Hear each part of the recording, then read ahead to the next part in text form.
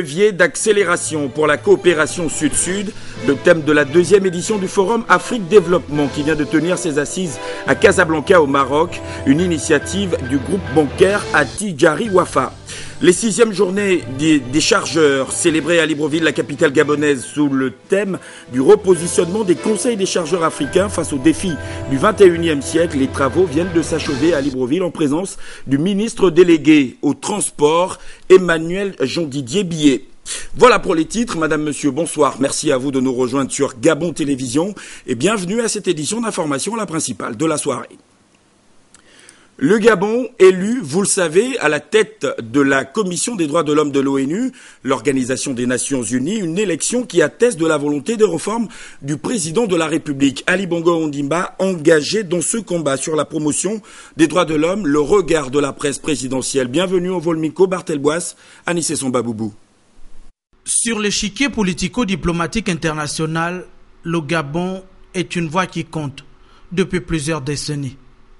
Et depuis le 12 novembre 2012 désormais, avec son élection à la Commission nationale de l'ONU pour les droits de l'homme, le Gabon réaffirme sa position avant-gardiste dans ce combat pour la protection et la promotion des droits de l'homme.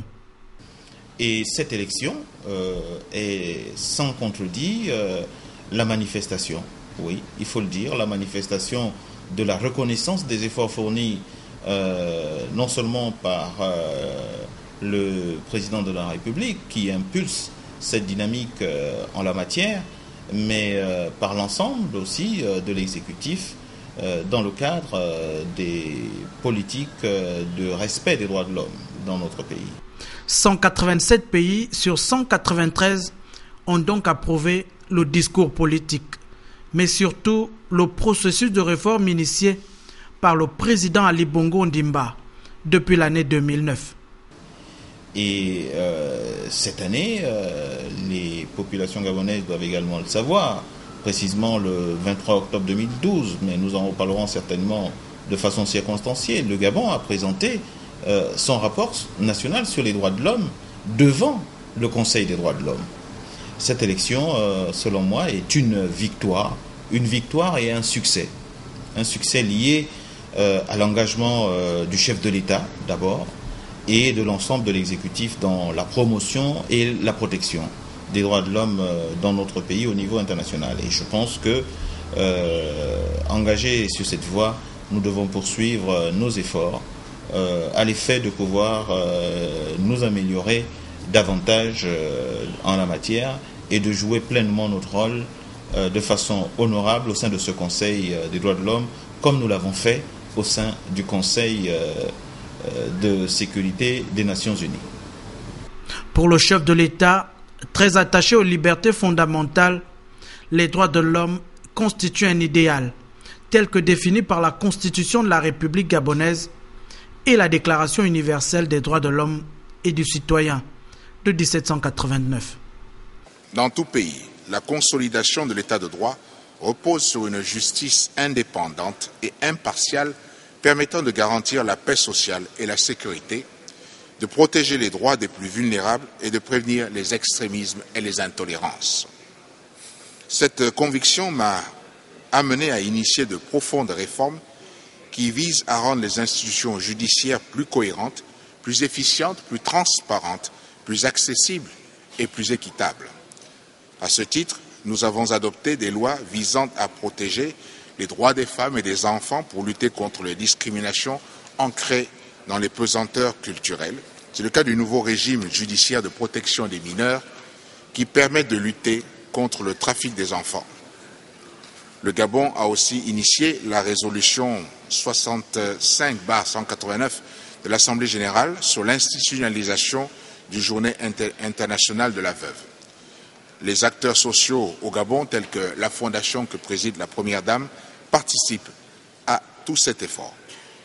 Si les droits de l'homme constituent un idéal, c'est indéniable, le Gabon connaît des évolutions significatives dans ce domaine. La bataille pour le président de la République, depuis son accession à la magistrature suprême, réside donc en la quête permanente de cet idéal commun, gage de développement et de prospérité pour la nation équatoriale et son étendard, vert, jaune et bleu. Les syndicats et confédérations syndicales gabonaises à la primature, la réunion présidée par le Premier ministre, chef du gouvernement Raymond Ndongsima cet après-midi pour désamorcer la bombe. Vous le savez, un préavis de grève générale est sur la table du gouvernement de la République. Les précisions, Claudette et Auré Richon, Olivier Antonio Dibal, presse primature.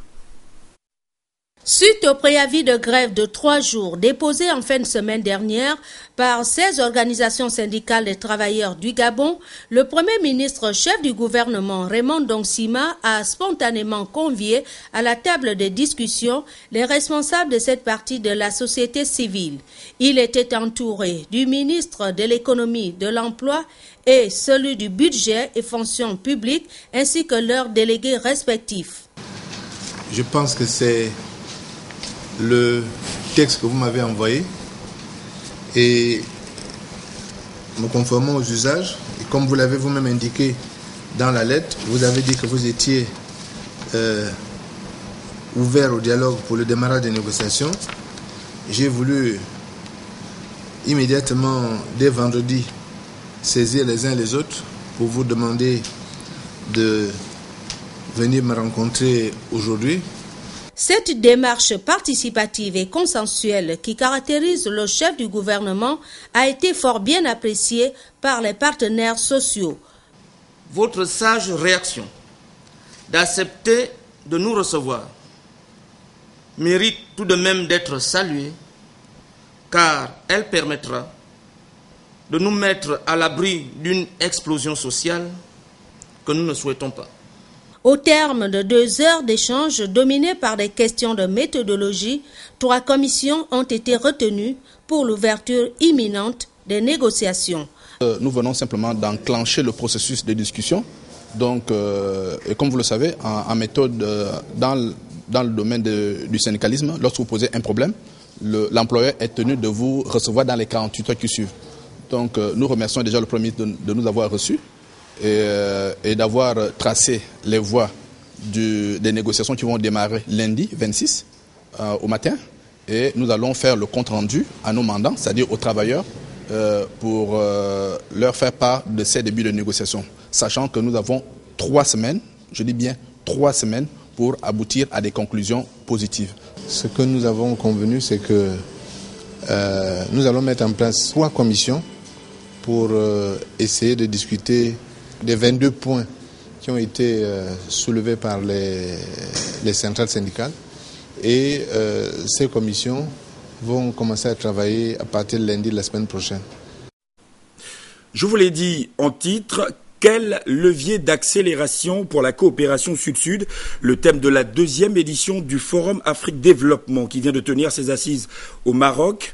La rencontre de Casablanca pour booster la croissance et le développement du continent est une initiative du groupe bancaire marocain à Tidjari Wafa. Nos envoyés spéciaux Yves Ghislain Mitumba, Jean-Pierre Moussami, des Timboué.